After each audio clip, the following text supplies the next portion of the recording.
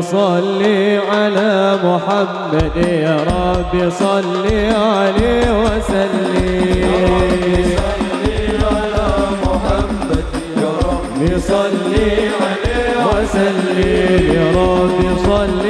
Kita banyak terbantu pendampingan. Kalau kita ada persoalan-persoalan, kita bisa menyampaikan ke Dewan, sehingga aspirasi dari sekolah swasta, terutama SMA Muhammadiyah, bisa tersalurkan lewat Bu Sri Maryuni. Kami turun sebagai anggota Dewan, turun selalu membawa telinga, Betul. membawa mata, membawa hati. Kenapa? Kalau hanya mendengar cepat lupa. Mendengar dan melihat jadi lebih ingat. Nah, kalau kami sudah mendengar, kami melihat apa keinginan masyarakat. Nanti kita formulasikan dalam bentuk regulasi ya misalnya. Karena kalau Bu Maryuni di sini saya sering mengeluh dan sering minta. Dan alhamdulillah semua telah tercukupi oleh beliaunya sendiri. Lewat tangan-tangan Bu Maryuni pun kita selalu mendapatkan bantuan. Ya kalau dengar seperti itu kadang-kadang saya nangis sendiri loh Bu.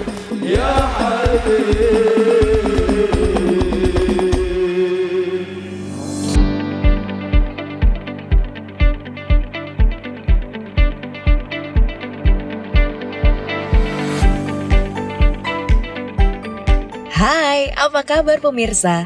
Di pagi yang cerah ini, senang rasanya proaktif program aksi parlemen yang aspiratif, komunikatif, dan informatif kembali hadir menyapa Anda. Selama 30 menit ke depan, kita akan kembali mengajak Anda mengenal lebih dekat sosok wakil rakyat kita yang duduk di Dewan Perwakilan Rakyat Daerah atau DPRD Provinsi Jawa Tengah. Sosok legislator yang akan kita bahas kali ini berasal dari daerah pemilihan Jateng 7 atau Dapil Jateng 7, yakni meliputi Kabupaten Klaten, Kabupaten Sukoharjo, dan Kota Surakarta. Ya, beliau adalah salah satu Serikandi hebat yang mewakili kaum perempuan di DPRD Provinsi Jawa Tengah. Politisi dari fraksi PAN DPRD Jateng ini hampir sudah tidak asing lagi bagi masyarakat Klaten, Sukoharjo, dan Surakarta. Kiprahnya sebagai wakil rakyat yang selalu terjun langsung bertemu masyarakat membuat beliau begitu dekat dengan warga.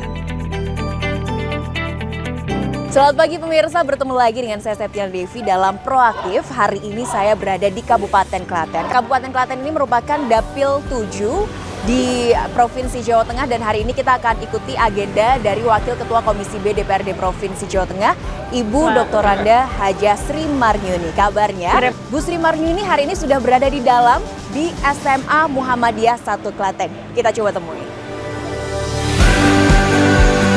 Sebagai mantan pendidik atau guru, melayani dan mengabdi masyarakat sudah menjadi aktivitas sehari-hari. Kita pun diberi kesempatan untuk mengikuti kegiatan beliau saat kundapil atau kunjungan dapil di Kabupaten Klaten, tepatnya di SMA Muhammadiyah 1 Klaten. Selamat pagi Bu Sri Maryuni. Selamat pagi Mbak Devi. Ya, selamat pagi juga Ibu, Bapak Guru. Ini sedang memantau siswa yang latihan baris berbaris ini ya.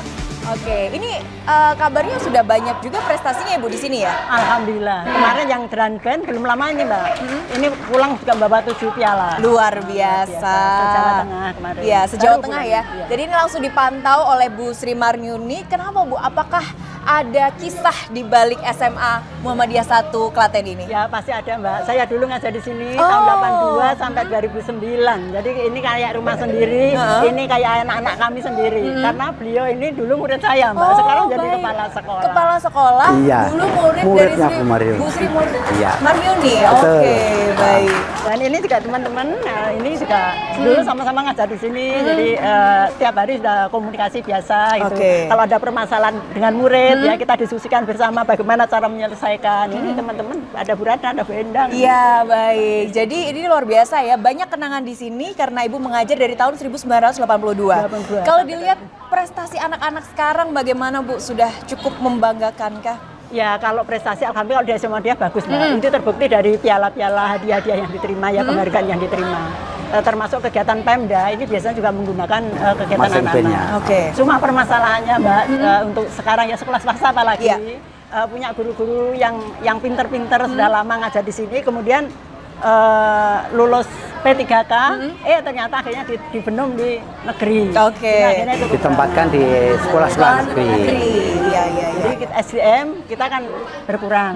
Tapi kalau berkurangnya ya enggak Mbak ya. Kita kan kader-kader banyak. Iya. Cuma kan masa suruh ngajar kok enggak dikasih apa-apa kan juga. ini permasalahan kalau pemerintah bantu berarti kan meringankan beban ini. Itu yang pertama. Yang kedua, sekarang ini dengan adanya teknologi yang sekarang, gadget itu loh Mbak ya, HP itu. Anak-anak kan nggak mungkin dilarang oleh orang tuanya untuk tidak bawa HP. Betul. Nah, HP ini dalam waktu 1 detik saja sudah bisa mengkacaukan teman-temannya sesekolahan ini. Nah, ini yang sekarang ini luar biasa ya. Gadget Tantangannya ya ini ya. Nah, kita ngobrol juga bersama dengan Bapak Kepala Sekolah. Bapak, ini dengan anak-anak didik yang luar biasa, banyak tantangan juga tadi seperti yang Bu Sri Maryuni sampaikan. Tapi apa kontribusi dari Bu Sri Maryuni untuk sekolah ini sebagai wakil rakyat, anggota dewan? Alhamdulillah yang pertama karena Bu Maryuni dulu guru SMA Muhammadiyah 1 Klaten, saya muridnya, Aisyah, sehingga kita banyak terbantu pendampingan. Kalau kita ada persoalan-persoalan kita bisa menyampaikan ke dewan, sehingga aspirasi dari sekolah swasta, terutama SMA Muhammadiyah, bisa tersalurkan lewat Bu Sri Maryuni. Dulu ketika Undang-Undang 23 2014 ya, ini hibah harus lembaga yang berbadan hukum. Padahal Muhammadiyah ini badan hukumnya cuma satu, miliknya PP. Akhirnya apa? Sekolah-sekolah ini nggak bisa mengajukan aspirasi ke kami karena tidak punya badan hukum. Terus akhirnya apakah kita harus bikin badan hukum? Jangan. ADART Muhammadiyah itu badan hukum hanya ada di PP Muhammadiyah. Terus akhirnya ya kami harus bagaimana cara kami untuk berdiskusi dengan Biro Kesra, dengan Pak Gub agar supaya Pergubnya itu diubah, sehingga teman-teman bisa menyampaikan aspirasi meskipun tidak harus berbadan hukum. Tapi alhamdulillah akhirnya bisa. Dan badan hukum yang dipakai boleh pakai badan hukum PP Muhammadiyah. Jadi sekolah-sekolah tidak harus bikin badan hukum, tetapi lampirannya itu cukup dari PP Muhammadiyah. Dari hasil aspirasi apa saja yang sudah dirasakan ini untuk sekolah Muhammadiyah? Ya, satu mungkin dari sisi pengembangan ekstrakurikuler, yang kedua mungkin dari bantuan Bu Maryuni, aspirasi bisa kita buat bangunan yang luar biasa seperti ini. Ini ada penghargaan-penghargaan banyak ya, kalau dilihat di sana banyak piala-piala juga ya, Bapak Ibu guru ya. Ini prestasi dari adik-adik SMA Muhammadiyah 1 Klaten ya. Ya, SMA Muhammadiyah 1 Klaten. Motonya sekolahnya para juara. Wow, sekolahnya para juara. Makanya para PNS. Makanya nggak heran di sini banyak sekali piala. Ini penghargaannya lomba-lombanya di tingkat apa saja? Kebetulan kan di SMA ini ada kelas olahraga. Jadi bakat istimewa olahraga. Sehingga kita membina atlet-atlet, apakah itu anggar, ada juga woodball, ada renang, bahkan anggar sampai pernah ke Malaysia. Wow, luar biasa. Dan dalam waktu dekat ini kita ditunjuk untuk salah satunya untuk exchange, student exchange ke Singapura. Pelajar. Ya, ke Singapura. Ke Singapura. Luar biasa ini prestasinya. Piala-piala, alhamdulillah. Sampai nggak ada tempatnya itu, sampai dibuat di belakang sana.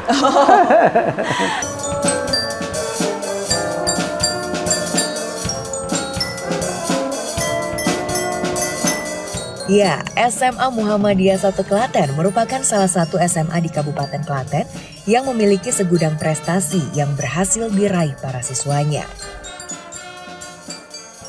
Memiliki tagline sekolahnya para juara, sekolah yang fokus mengembangkan pendidikan karakter melalui pembelajaran dengan pembinaan prestasi dan juga beragam potensi minat bakat siswa yang dikembangkan melalui ekstrakurikuler yang beragam seperti drum band, paskibra, dan lain-lain.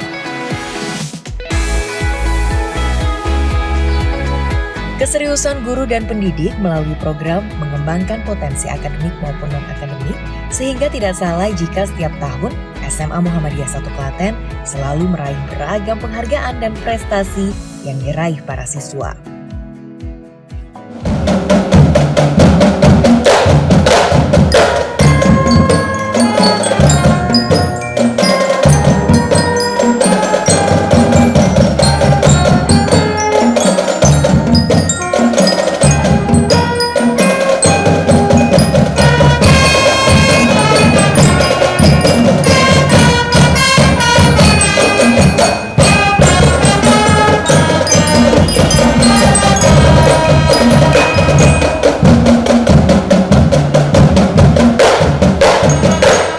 biasa. Boleh kita tepuk tangan. Ini keren. Oke. Ini tanggapannya gimana Bu setelah menyaksikan yang penampilan drum band yang luar biasa dari teman-teman? Ya kami bahagia ya ketika generasi muda itu mau mentalnya kuat, Ya. semangatnya ada, terus punya kemauan. Ini kan luar biasa lah. Harapan kami ke depan kan SMA Muhammadiyah semakin maju, generasi muda semakin bangkit. Amin. Pak Guru juga pasti bangga ya Bapak ya. Alhamdulillah, ini luar biasa. Ini katanya sering juga diundang ya Pak ya Iya, di beberapa jadi instansi. kalau ada event, kebetulan event kabupaten atau apa membutuhkan penampilan, anak-anak diundang. Oke. Oke. Harapannya apa Pak untuk anak-anak ini dengan kemampuan mereka di bidang drum band? Ya, artinya mereka harus percaya diri sehingga mereka punya prestasi. Dia tidak berpikir bahwa sekolah itu hanya belajar yang itu, tapi dia harus mengembangkan skill-skill yang lain yang insya Allah nanti akan di kemudian hari akan bermanfaat untuk masa depan mereka. Amin. Menyapa seluruh Indonesia dengan berita dan informasi terkini yang kredibel. Mengisi ruang informasi Anda. Mulai dari politik, hukum, ekonomi, hingga isu-isu terhangat. Kami akan membawa 3 sorotan utama yang kami miliki. Akan menjadi referensi Anda setiap hari. Selengkapnya, ikuti Sapa Indonesia pada jam-jam berikut. Live di Kompas TV. Ikuti sang penjelajah cita rasa Benu Bulo dalam eksplorasi kelezatan ragam kuliner khas Nusantara. Mantap. Serta kisah dan sejarah di balik setiap sensasi Mumtaz bin Laziz. Orang-orang yang concern dengan kesehatan ini pasti enak banget. Pecah, men. Mumtaz. Pecah, men. Sambalnya nyamber banget, enak banget. Istimewa. Cerita Rasa. Setiap Sabtu pukul 10:30 siang di Kompas TV. Penelusuran demi penelusuran dilakukan. Keuntungan-keuntungan ataupun uang modal utama dari para korban itu belum dikembalikan. Orang melihat fisiknya saja pasti menduga itu senjata api. Ketika disalahgunakan, jangan dianggap remeh. Menguak tabir polemik yang menimbulkan korban. Sasaran. Setiap Rabu pukul 10:30 malam di Kompas TV.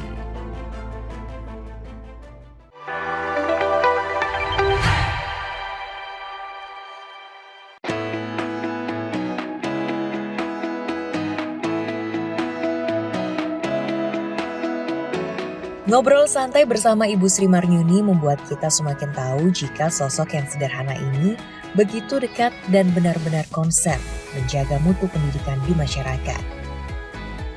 Ya, selain pendidikan, salah satu bidang yang menjadi perhatian khusus beliau adalah pemberdayaan ekonomi masyarakat. Seperti di kantor Aisyah Kabupaten Klaten ini misalnya. Dukungan beliau terhadap ekonomi kerakyatan tidak kaleng-kaleng pemirsa. Selain memberikan bekal pelatihan UMKM terhadap anggota dan pengurus Aisyah Klaten, Wakil Ketua Komisi B DPRD Jateng ini juga memberikan bantuan mesin oven abon cabai melalui Aspirasi Dewa. Dan siapa sangka, pelatihan dan bantuan yang telah diberikan ternyata begitu bermanfaat dan telah berhasil menciptakan pundi-pundi uang melalui produk bon cabai berkualitas dan telah digemari masyarakat. Ya pemirsa, setelah menyapa siswa-siswi di SMA Muhammadiyah 1 Klaten, hari ini kita gantian nih menyapa ibu-ibu para pelaku UMKM, tepatnya ini di daerah mana Ibu? Daerah Tonggalan. Daerah? Tonggalan. Tonggalan. Oke, bersama dengan Bu Wening dan tentunya masih bersama dengan Bu Sri Marnyuni. Ibu, di sini ada UMKM apa Bu Marnyuni? Ya macam-macam Mbak. Ini kan di sini kan kantor Aisyah daerah Kabupaten Klaten. Jadi anggotanya ada 26 cabang. Terus kita masuknya 401 ranting. Oke. Semua ranting punya UMKM, cabang punya UMKM. Nah ini dikoordinir oleh daerah.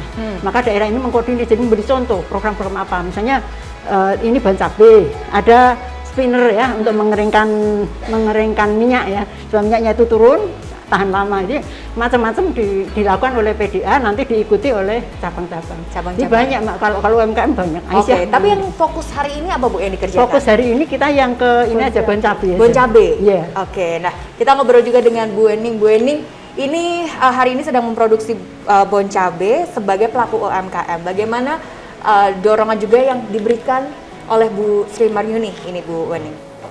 Ya kita pertama ya mendapatkan bantuan untuk alat, bantuan cabai dan juga pembinaan bagaimana bisa menghimpun dari petani-petani cabai, karena kami juga anggotanya petani cabai Aisyah. Ya di saat cabai itu harga turun, maka kita bisa membeli dengan harga standar. Lebih tinggi daripada harga pasaran saat cabai turun. Jadi kita bisa menolong petani-petani itu untuk penjualan cabai yang saat itu terpuruk, sehingga kami bisa menyimpannya. Kita istilahnya kita keringkan dulu, kita menyimpan cabai itu bisa sampai 1 tahun, 2 tahun nggak masalah kalau memang sudah kadar airnya 0. Baik, nah Bu Marniuni ini melihat semangat dari ibu-ibu ya untuk mandiri secara ekonomi, bagaimana Bu melihat semangat dari ibu ini? Ya kami bahagia ya, kami senang ketika ibu-ibu itu ada, Bu ini ada alat, ternyata senang dan ditindaklanjuti. Jadi kita rasanya kan senang.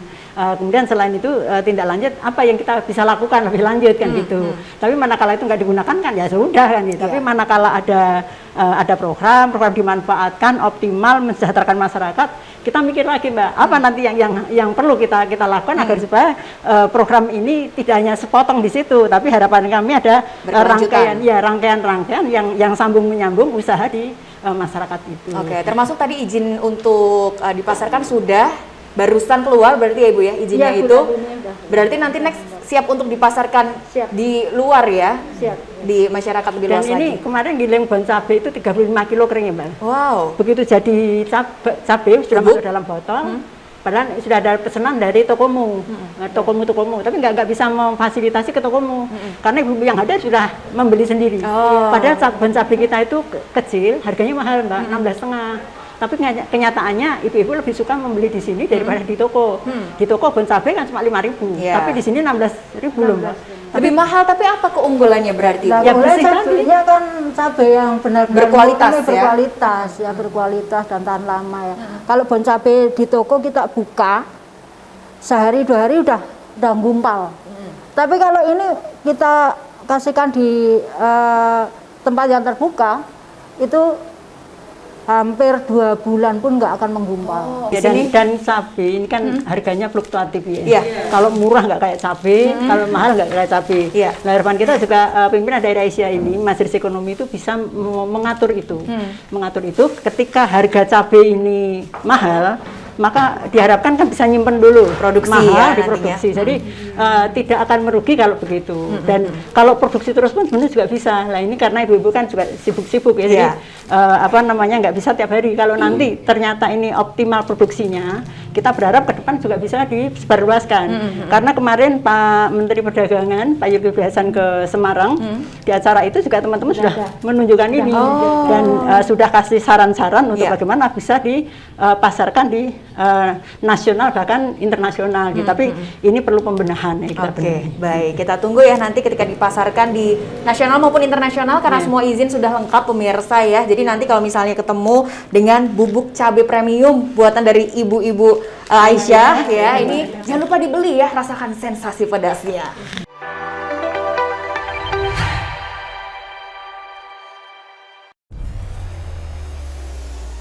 Mencari tahu, mendengarkan lebih utuh dan mendalam, mempertanyakan rasa keadilan.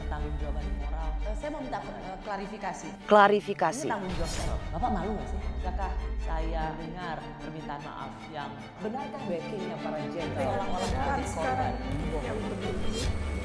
Kita mengingatkan penguasa, menghibur yang papa. Rosi. Kompas TV, televisi berita independen terpercaya, senantiasa menghadirkan tayangan unggulan terbaik. Kompas TV, independen, terpercaya. Ini kapal apa, Pak? Dari jalannya persidangan selama ini, hakim akan bagaimana, Pak? Ada geng begitu di balik pusaran kasus RAT ini. Bagaimana Anda melihat itu? Jadi Projo sekarang sebenarnya arah dukungannya kemana sih? Tapi memang ada pasir yang diambil begitu. Undang-undang perampasan aset ini bisa memberi efek jera begitu baik. Nilu, setiap Senin pukul 8:30 malam di Kompas TV.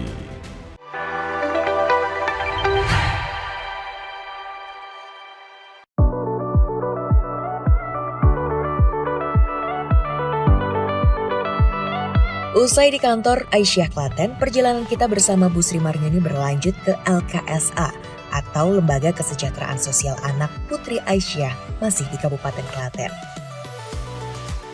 Di sela-sela kesibukan sebagai wakil rakyat saat berada di dapil, Ibu Sri Maryuni tetap menyempatkan waktu untuk melihat dan bertemu dengan pengurus dan anak-anak yatim piatu di LKSA Putri Aisyah. Sebagai orang yang pernah menjadi pengurus LKSA Putri Aisyah, beliau tidak pernah melupakan mereka yang terus berjuang, melayani, dan belajar di LKSA Putri Aisyah.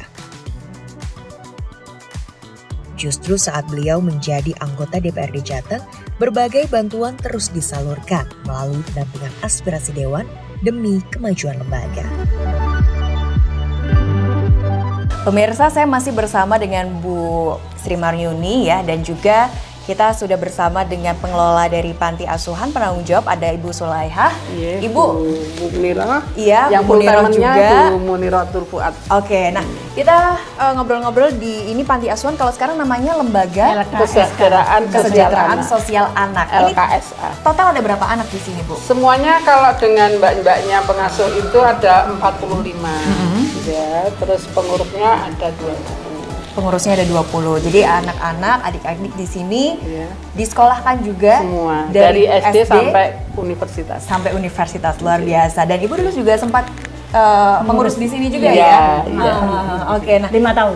5 tahun, jadi sudah paham ya. Jadi sosialnya pun juga dapat ya. Di sini biasanya adik-adik dikembangkan skillnya apa saja sih, Ibu? Skillnya ya keterampilan buat buket-buket, memasak, terus bikin seragam sendiri, menjahit, membuat makanan kecil. Tapi karena terbatasnya waktu, karena anak sekarang kan pulangnya sore-sore, jadi untuk kegiatan ekstra itu biasanya hari Ahad atau pas libur mereka ya. Bu Sri Maryuni kan sering bertemu dengan adik-adik. Bagaimana semangat mereka sih Bu ketika mereka berada di Lembaga Kesejahteraan Sosial Anak ini? Samakah semangat mereka seperti anak-anak yang lain, Bu? Bisa dipirsan itu, Mbak. Jadi wajahnya ceria, bahagia. Di sini kan banyak teman, banyak saudara. Jadi mereka merasa di sini tuh nyaman. Nyaman, sehingga dengan butuh belajar ada yang ngasih pembelajaran, butuh bantuan ada yang membantu, sehingga dengan demikian kayaknya anak-anak di sini tuh ya senang-senang aja, nyaman-nyaman aja. Kalau kami lihat ya senyum-senyum aja. Tidak ada bedanya ya Bu ya dengan anak-anak yang lain, karena mereka mendapatkan hak yang sama juga di sini ya. Oke, nah di sini kalau fasilitasnya apa saja ini Bu untuk adik-adik? Fasilitas ini ruang rapat pengurus, terus ini ada kamar untuk tamu kalau mau ada yang nginap di sini. Terus ini fasilitas anak-anak untuk tidur, lemari, buku, rak buku. Oke, Bu Maryuni ini menarik ya, karena anak-anak di sini dididik untuk mandiri juga. Mereka menyiapkan segala sesuatunya sendiri. Bentuk dukungan Ibu untuk anak-anak seperti apa nih Bu? Ya, harapan kami kader-kader ini ya, persyarikatan ini kan termasuk karena masuknya di Panti Aisyah ya. Jadi dengan harapan kami anak-anak ini nanti bisa tumbuh kembang sendiri dengan baik dan bisa mandiri dan cerdas ya, bisa bermanfaat bagi lingkungannya, sehingga ke depan nanti anak-anak kita ini yang sudah lulus dari sini ingat ke sini, tidak lupa untuk kembali. Tidak lupa. Dan ini banyak juga malah ada yang jadi karyawan sini. Oh, ya, jadi kakak-kakak asuh. Iya, kakak asuh dikuliahkan sampai selesai. Ada yang kerjanya di RSIA, rumah sakit itu nanti pulangnya ke sini. Oh, hari ini kita sudah diajak keliling banyak bersama dengan Bu Sri Maryuni, pemirsa. Tadi kita sudah diawali dari sekolah ya, pendidikan, kemudian secara ekonomi, dan terakhir kita di bidang sosial ini bertemu dengan para pengelola dari Lembaga Kesejahteraan Sosial Anak. Nah, kita ngobrol-ngobrol dengan Bu Maryuni untuk kenal lebih dekat sosok Bu Sri Maryuni. Bu Maryuni, sebagai anggota dewan yang sering bertemu dengan masyarakat, sudah berapa periode Ibu? Saya di kabupaten 1 periode, di provinsi 3 periode. 3 periode, luar biasa. Berarti 4 kali menjadi wakil rakyat. Rasanya gimana sih Bu? Ya biasa Mbak. Biasa ya?